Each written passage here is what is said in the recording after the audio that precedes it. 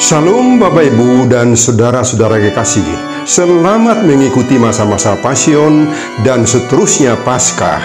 Dan selamat bertemu kembali di YouTube saya, Pendeta Rudolf H. Pasaribu Channel. Dengan dan lewat channel ini, saya komit untuk senantiasa menyebarkan pengajaran firman Tuhan. Karena saya percaya, berlandaskan Yesaya pasal 55 ayat 11, bahwa firman Tuhan yang saya dan Bapak Ibu saudara-saudara semuanya juga ikut sebar lewat apapun, termasuk lewat video ini, tidak akan kembali dengan sia-sia, tetapi akan bekerja sendiri lewat kuasa dan berkat urapan Roh Kudus.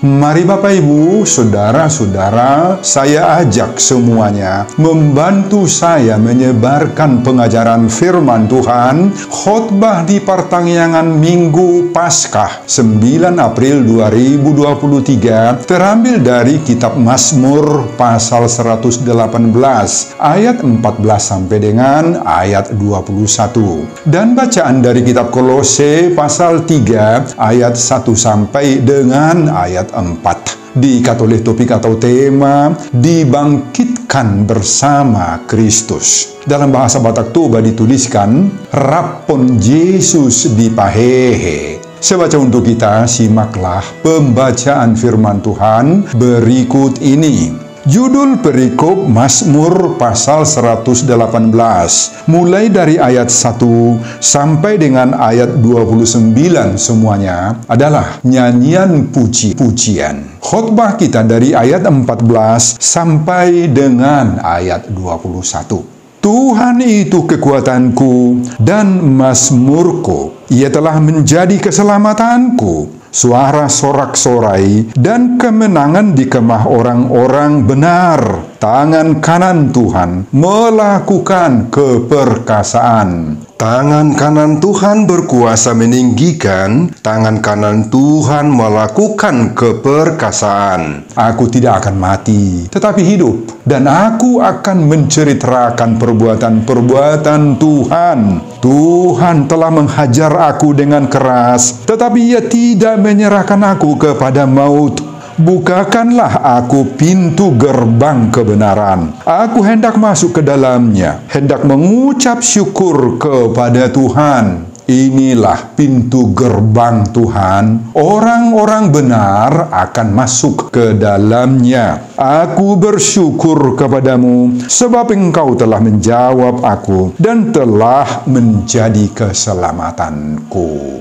Bapak, Ibu, dan saudara-saudara, demikianlah nats khotbah kita di pertengahan Minggu Paskah 9 April 2023 yang berbicara tentang nyanyian syukur orang yang diselamatkan dari berbagai kesesakan dan dipulihkan. Tuhan dihubungkan dengan topik atau tema Minggu Paskah, dibangkitkan bersama Kristus. Rappon Yesus di pahehe. Saudara, Mazmur 118 ini merupakan ungkapan keriangan rohani yang tinggi sebagai arak-arakan untuk memuji Tuhan. Nah, penjelasan itu dapat kita baca pada buku tafsiran masa kini jilid 2, Ayub sampai Maleaki, terbitan Yayasan Komunikasi Bina Kasih OMF, cetakan ke-7 tahun 1999, halaman 256-257. Boleh baca itu. Banyak di antara para penafsir yang menghubungkan Mazmur 118 ini dengan pesta musim rontok. Pada waktu mana Raja keturunan Daud digambarkan sedang dalam keadaan bahaya karena berhadapan dengan musuh-musuhnya. Tetapi mereka dilepaskan serta dipulihkan oleh Tuhan. Penulis Mazmur 118 ini mewakili umat Israel yang sangat-sangat mensyukuri maka mauliatehon, campur tangan Tuhan dalam segala persoalan, kemelut, masalah, dan problema hidup yang dialami oleh mereka. Semua itu menjadi nyanyian pujian yang disampaikan oleh umat Israel. Baik lewat ibadah, lewat pengucapan syukur yang mereka panjatkan kepada Tuhan, atau pemberian persembahan, maupun lewat hidup mereka sehari-hari. Apa pengalaman hidup yang menimpa pemazmur atau umat Tuhan pada waktu itu?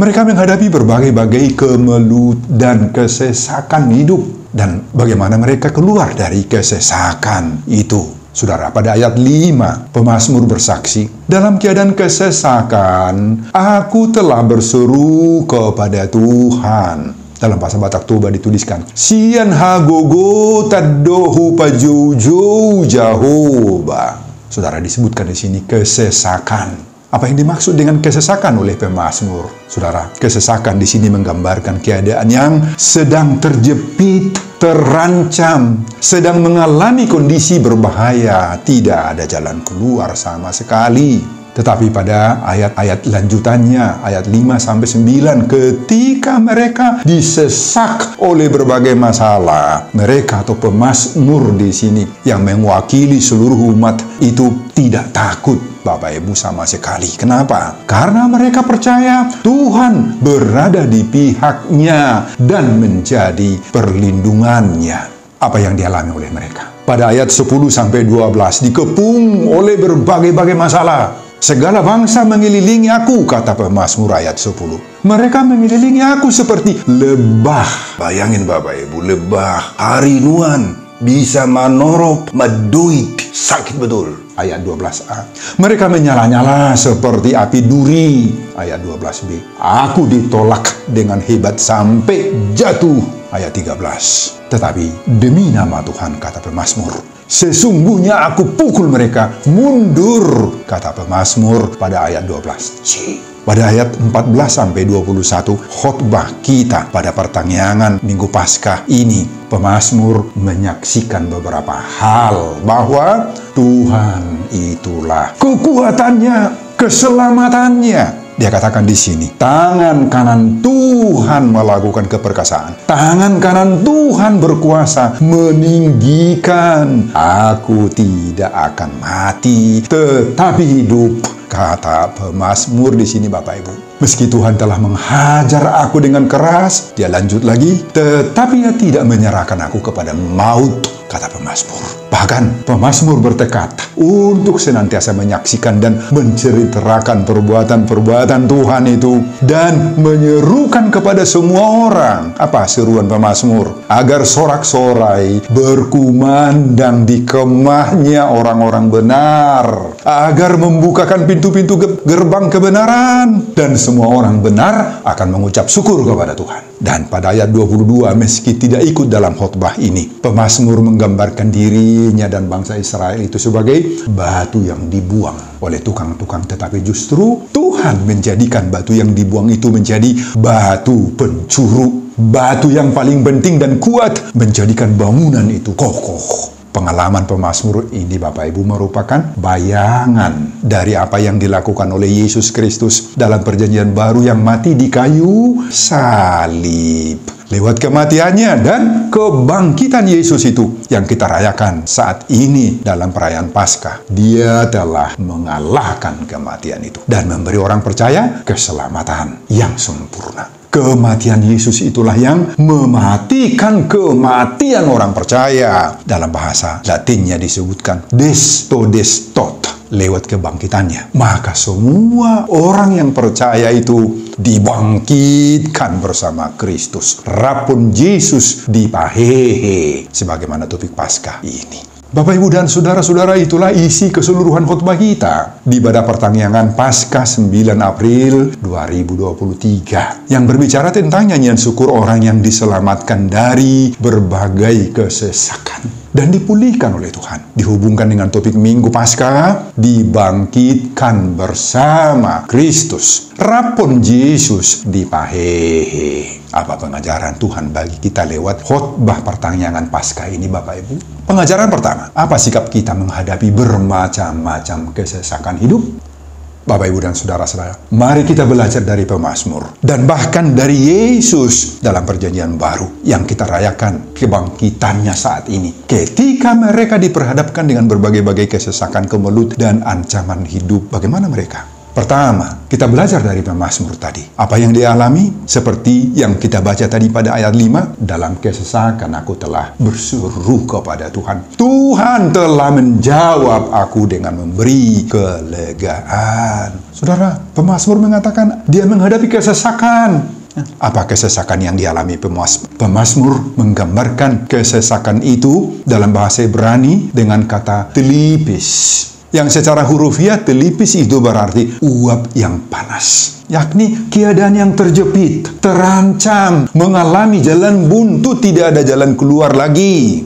Banyak orang yang membenci dia, mencemooh dia, yang mencibiri dia, yang dalam bahasa Batak Toba dikatakan gudang napa sidik-siding ibana, gudang nama bersikon, merasa jijik kepada dia, kepada pemazmur. Nah, untuk menghadapi semua kesesakan hidup itu, pemazmur berseru-seru kepada Tuhan. Apa artinya berseru? Di sini kata Ibrani dipakai kara, seruan khusus yang sangat terang, jelas, lantang kepada seseorang, yakni yang kita rasa, yang kita anggap percayai sebagai penguasa dalam hidup kita.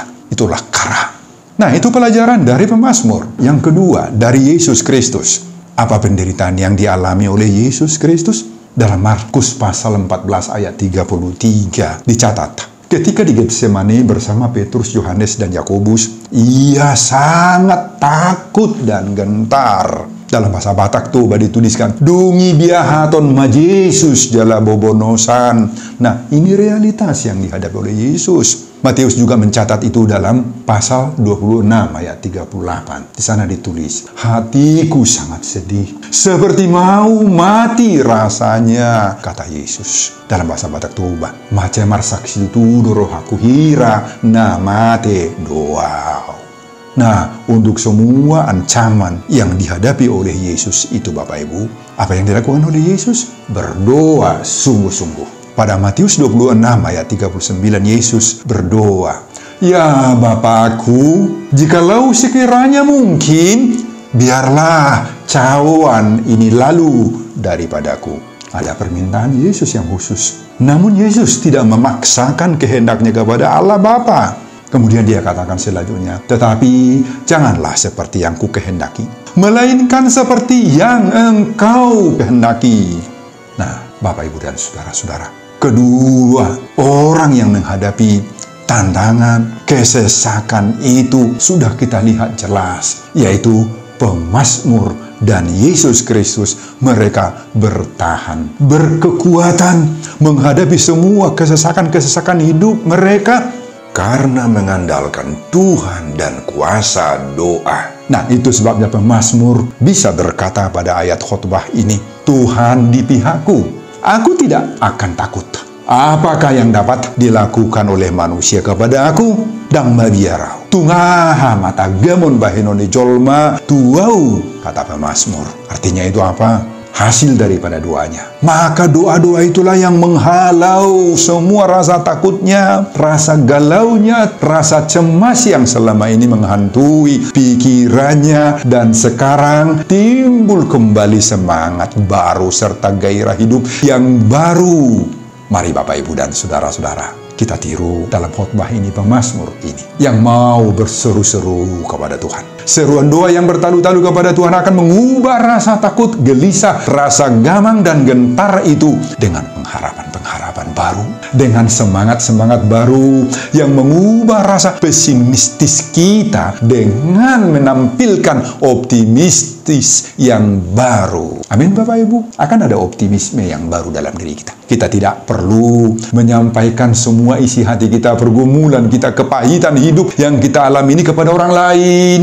Karena mereka belum tentu menjadi kawan kita dalam hal-hal tertentu.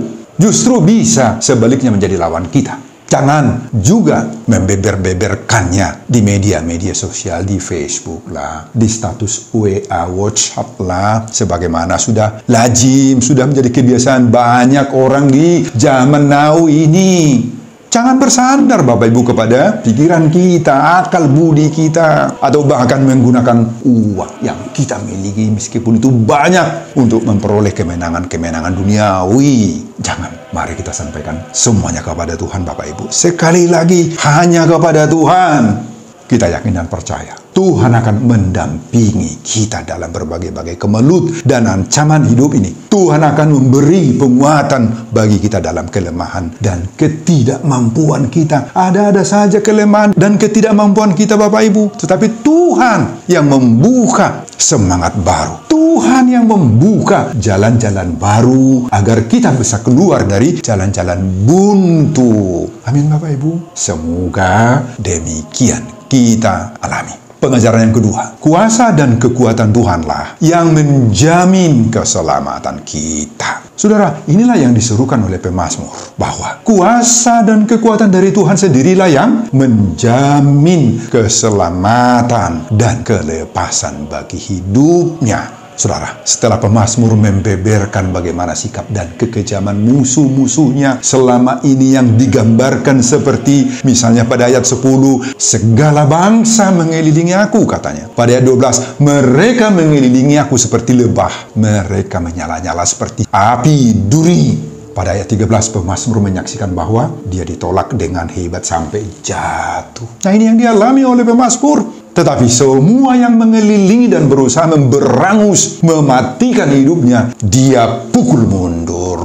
Wah, luar biasa. Ada 3 kali disebut kalimat ini. Sesungguhnya aku pukul mereka mundur. 3 kali. Ayat 10 ada. Ayat 11, ayat 12. Wah, kenapa begitu hebatnya kemampuan pemazmur untuk bisa memukul mundur semua orang, semua kelompok, semua lawan, semua musuh yang berusaha memusnahkan dia. Kenapa begitu kuat? Jawabnya ada pada ayat 5. Dalam kesesakan aku telah berseru-seru kepada Tuhan. Tuhan telah menjawab aku dengan memberi kelegaan. Kata kesesakan diterjemahkan dari bahasa Ibrani tadi, telipis, panas, uap yang panas. Kondisi yang membuat hidup manusia itu tidak nyaman, marukil terus. Banyak ancaman, godam, nama nosak, ngudon. Itulah kesesakan yang dialami oleh pemazmur ini. Tetapi meski begitu banyaknya yang menyesakkan hidup pemazmur ini, dia mendapat pertolongan daripada Tuhan. Ayat 13. Tuhan itulah kekuatan dan mazmurku, katanya. Ia telah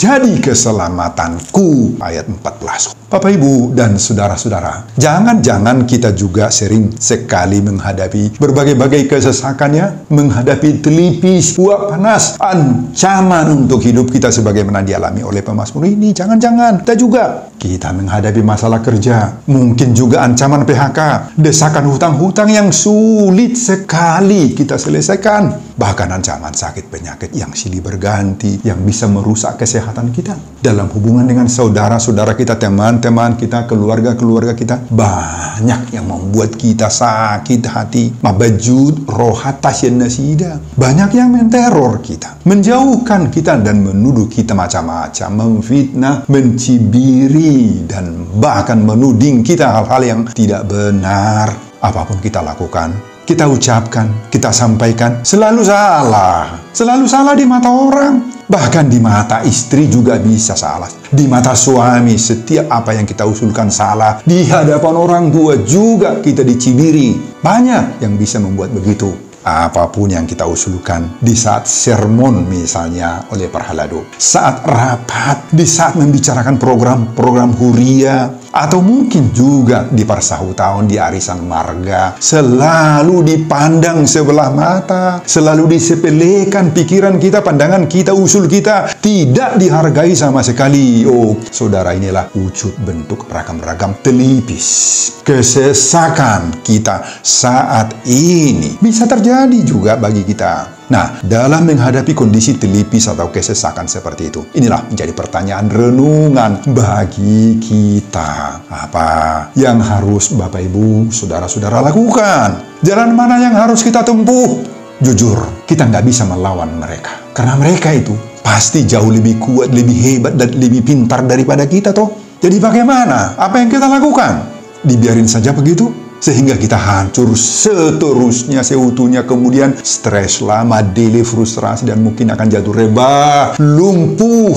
Bisa terjadi.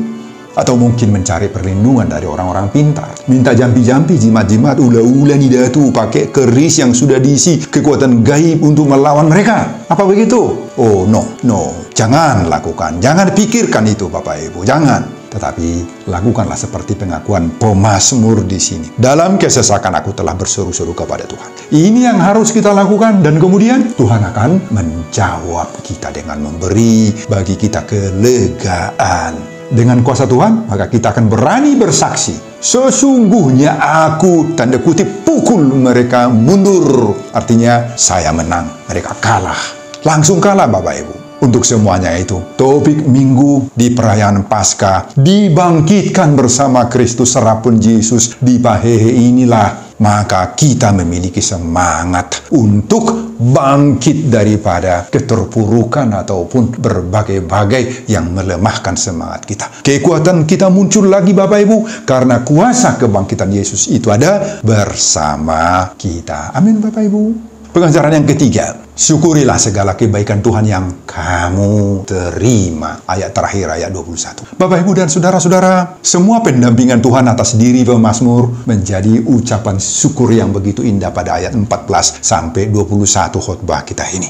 Inilah puncaknya. Baik sekali kalau kita baca sekali lagi mulai dari ayat 14 sampai 17 ini. Tuhan itu kekuatanku dan mazmurku, Ia telah menjadi keselamatanku. Suara sorak-sorai dan kemenangan di kemah orang-orang benar. Tangan kanan Tuhan melakukan keperkasaan. Tangan kanan Tuhan berkuasa meninggikan. Tangan kanan Tuhan melakukan keperkasaan. Aku tidak akan mati, tetapi hidup, dan aku akan menceritakan perbuatan Tuhan. Dan pada ayat 21 terakhir, pemazmur menyimpulkan di sini, aku bersyukur kepadamu, sebab engkau telah menjawab aku dan telah menjadi keselamatanku. Bapak, Ibu, dan saudara-saudara, mensyukuri kebaikan Tuhan selalu harus menjadi bagian dari hidup kita orang beriman. Inilah yang sering menjadi sangat sulit bagi banyak orang, Bapak, Ibu. Kenapa? Karena tidak sedikit orang yang beranggapan bahwa apabila dia sukses dalam usaha, dalam pekerjaan, dalam bisnis, dalam karir, mencapai atau meraih cita-citanya dan lain-lain, maka dia merasa bahwa dirinya sendirilah yang membuat semua itu terjadi. Itu menurut dia karena usahanya yang hebat, karena kegigihannya, ketangguhannya menekuni bidang pekerjaannya. Dia tidak pernah sadar bahwa dengan hanya mengandalkan kemampuan dirinya sendiri yang sangat terbatas itu, dia tidak akan mampu berbuat apa-apapun untuk sukses. Dia tidak pernah menghubungkan, mensangkut pautkan pekerjaan, keberhasilan bisnis yang dia kelola itu bersama-sama dengan Tuhan. Dengan atau dalam doa, dengan kuasa Allah. Nggak pernah dia sangkut pautkan itu dengan Allah. Saudara, orang seperti ini tidak akan pernah sadar bahwa semua keberhasilannya merupakan anugerah, merupakan berkat, dan merupakan keizinan daripada Tuhan. Mereka tidak akan pernah sadar bahwa dia harus mengucap syukur kepada Tuhan atas semua keberhasilannya. Nggak pernah menyadari hal itu. Nah, pemazmur di sini mengajarkan kita semua lewat khotbah ini bahwa semua keberhasilan itu adalah berkat dan karya Tuhan dalam diri kita. Itu sebabnya pemazmur menutup pujiannya dengan menyerukan, bersyukurlah kepada Tuhan sebab Ia baik, bahwasanya untuk selama-lamanya kasih setianya. Pada ayat 29, ayat terakhir dari pasal ini. Sebagai orang percaya, sepatutnya lah kita bersyukur. Karena kita memiliki Tuhan Yesus yang bukan saja sekedar Allah, namun adalah Bapa dan Gembala yang baik. Yang dengan penuh kasih-Nya memenuhi segala kebutuhan sekaligus mendidik kita agar kita terus bertumbuh, memiliki karakter seperti Yesus. Tuhanlah yang memenuhi segala yang kita butuhin. Saudara, ada banyak berkat-berkat yang harus kita syukuri kepada Tuhan. Tuhanlah di dalam Yesus Kristus yang menyediakan segala berkat-Nya bagi hidup kita, bagi keluarga kita. Amin, Bapak Ibu. Berkat-berkat Tuhan tidak selalu dalam wujud material saja, memiliki banyak uang lah, harta benda, kekayaan yang melimpah lah. Oh tidak, meskipun itu adalah juga bagian daripada berkat-berkat Tuhan, namun tidak selalu dalam bentuk-bentuk seperti itu. Berkat Tuhan juga dalam wujud tubuh yang sehat, keluarga yang harmonis, anak-anak yang tumbuh sehat, mendapat pendidikan yang berhasil, pekerjaan mereka yang sesuai dengan jenjang pendidikan mereka, dan hingga mendapatkan jodoh yang sepadan. Dan berkat yang paling berharga yang diberikan Tuhan bagi kita adalah peristiwa Paskah yang membuat kita juga dibangkitkan bersama Kristus. Rapun Yesus dipahehe dalam segala hal, Bapak Ibu, sebagaimana topik Minggu Paskah 9 April 2023. Sebelum saya mengakhiri khotbah ini kembali, saya mengajak Bapak, Ibu, Saudara-saudara untuk membantu saya menyebarkan pengajaran firman Tuhan khotbah di ibadah pertangyangan Minggu Paskah 9 April 2023 dari Mazmur pasal 118 ayat 14-21 ini. Agar kita orang percaya sungguh-sungguh turut dibangkitkan bersama Kristus. Rapun Yesus dipahehe, termotivasi lewat khotbah ini. Simak juga video-video khotbah saya yang lain agar Bapak, Ibu, dan Saudara-saudara memiliki sentuhan dan pemahaman rohani yang semakin diperkaya. Buka di YouTube saya, Pendeta Rudolf H. Pasaribu Channel. Selamat mengikuti ibadah pertangyangan Minggu di saat perayaan Paskah buat kita semuanya. Tuhan Yesus memberkati kita. Shalom, Horas, amin. Bapa, terima kasih untuk firman-Mu yang begitu menguatkan kami, karena kami juga seperti pemazmur menghadapi berbagai-bagai kemelut hidup, tantangan, dan pergumulan-pergumulan lain yang menyesakkan hidup kami. Iman kepercayaan kami dibangkitkan agar kami senantiasa berseru, memohon, meminta campur tangan Tuhan dalam hidup kami. Terima kasih Tuhan untuk firman-Mu. Berkatilah setiap pendengar khotbah ini. Biarlah khotbah ini menjadi pengajaran berharga bagi siapapun yang membaca, mendengar, dan menikmatinya. Berkati juga hamba-Mu dalam mempersiapkan khotbah-khotbah berikutnya. Dan semuanya ini saya peruntukkan demi kemuliaan, hormat, dan kebesaran nama Tuhan. Di dalam nama Yesus Kristus saya berdoa dan mengucap syukur hari ini dan untuk selama-lamanya. Terpujilah nama-Mu Tuhan. Amin.